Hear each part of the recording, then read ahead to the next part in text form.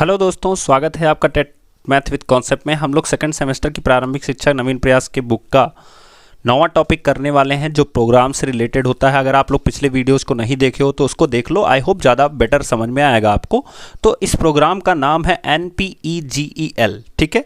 तो इसका मतलब होता है प्राथमिक स्तर पर राष्ट्रीय बालिका शिक्षा परियोजना, यानी कि national program of education, girls education से रिलेटेड जो प्रोग्राम है उसके बारे में यहाँ पे बात की गई है। तो जैसा कि इसमें कहा गया है, मानव संसाधन विकास मंत्रालय के द्वारा कराए गए सर्वेक्षणों के आधार पर यह तथ्य सामने आया कि विभिन्न प्रयासों के बाद भी बालिकाओं की विद्यालय से दूरी कम नहीं हुई है। मतलब जो सर्व शिक्षा अभियान था जिसका हमने पिछले वीडियो में डिस्कशन किया था, उसमें भी बालिकाओं की शिक्षा पे काफ़ी फोकस किया गया था, लेकिन उसके बाद भी जो है कि बालिका शिक्षा जो है वो सुधर नहीं रही थी। तो उसको सुधारने के लिए जो मानव संसाधन विकास मंत्रालय यानी MHRD जो है उसने एक कदम उठाया कि एक प्रोग्राम लगाया जिसका नाम है कि NPEGEL। ये इंपॉर्टेंट है, याद रखिएगा, आपके एग्जाम में बहुत बार आता है।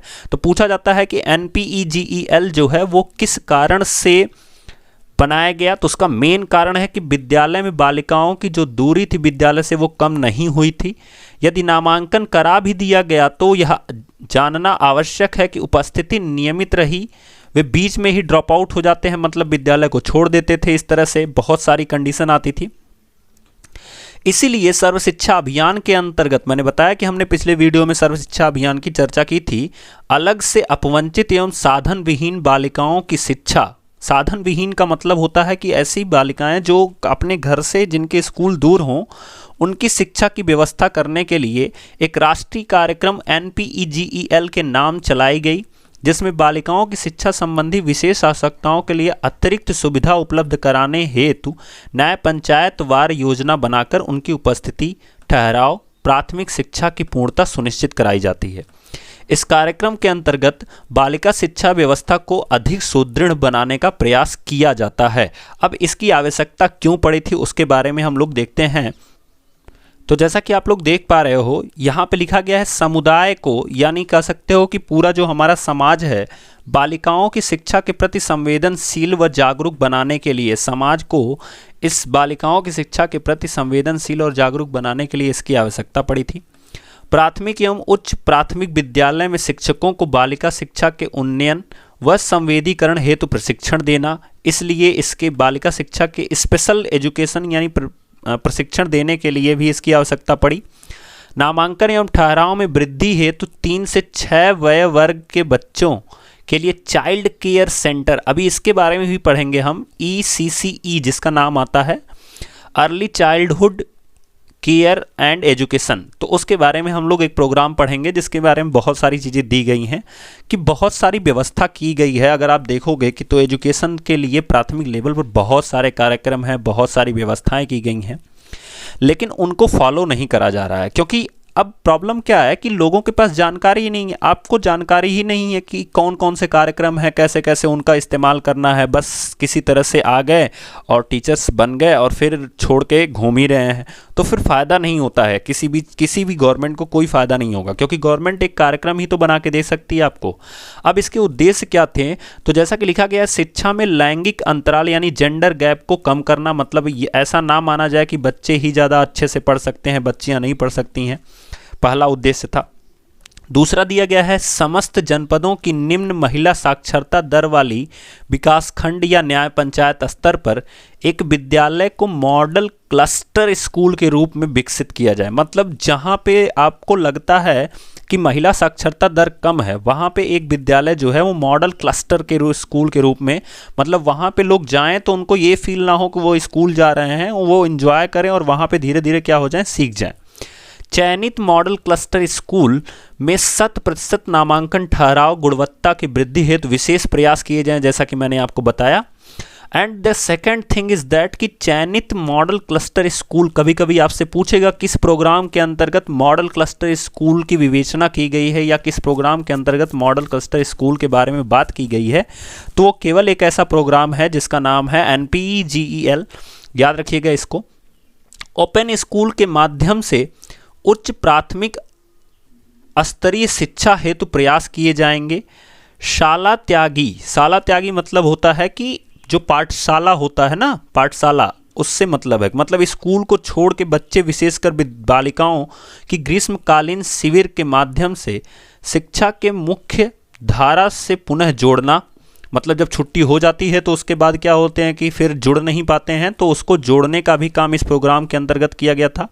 छात्र छात्राओं के मूल्यांकन के पश्चात उन्हें चिन्हित कर गणित, अंग्रेजी, विज्ञान आदि विषयों के लिए रेमेडियल कैंप, रेमेडियल का मतलब होता है उपचारात्मक कैंप चलाना। अगर मान लो गणित, अंग्रेजी और विज्ञान के विषय में बच्चे कमज़ोर हैं तो उनको सुधारने के लिए क्या करना, रेमेडियल कैंप यानी उपचारात्मक कैंप का संचालन करना इंपॉर्टेंट था। बालिकाओं के लिए उच्च प्राथमिक स्तर पर कार्यानुभव शिक्षा प्रदान करना। अवेशित क्षेत्रों, बस्तियों, शिक्षा से वंचित बालिकाओं को ब्रिज कैंप संचालित कर शिक्षित करना। ब्रिज कैंप क्या होता है कि इसका मतलब ये होता है कि अगर मान लो कोई बच्चा एक में पढ़ रहा है और वो उसने बीच में ही अपना ड्रॉप आउट कर दिया था, फिर वो जब आ रहा है तो उसको 1-2 महीने के लिए आप ट्रेनिंग टीचिंग दो, उसके बाद उसका नाम एक में मत लिखो, इसलिए आपको 2 में लिखना है। तो ऐसी चीज़ें क्या कहलाती हैं, ब्रिज कैंप कहलाती हैं, जो जोड़ने का काम करती हैं। क्लियर। नेक्स्ट हम लोग देखते हैं NPGEL के घटक क्या क्या हैं। तो जैसा कि दिया गया है कि प्रत्येक न्याय पंचायत के आदर्श क्लस्टर विद्यालय होने चाहिए, एक तो ये होना चाहिए।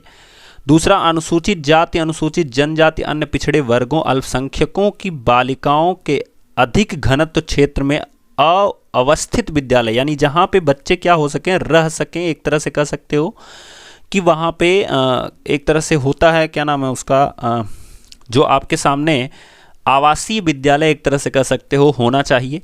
सभी सुविधाओं के उपयोग हेतु क्लस्टर में सभी विद्यालयों तक पहुंच होनी चाहिए।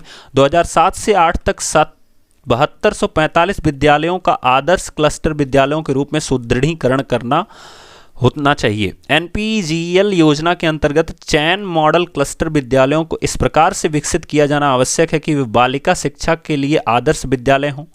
इन मॉडल क्लस्टर स्कूलों को आधारभूत सुविधाएं उपलब्ध कराई जानी चाहिए, जैसा कि लिखा गया है। लकड़ी की चौकी की व्यवस्था, मतलब 1 से 5 तक की बालिकाओं को लिखने के लिए सुगम बनाने के लिए 2005 से 6 8392 क्लस्टर प्राथमिक विद्यालयों की बालिकाओं की को लकड़ी के चौकी उपलब्ध कराई गई।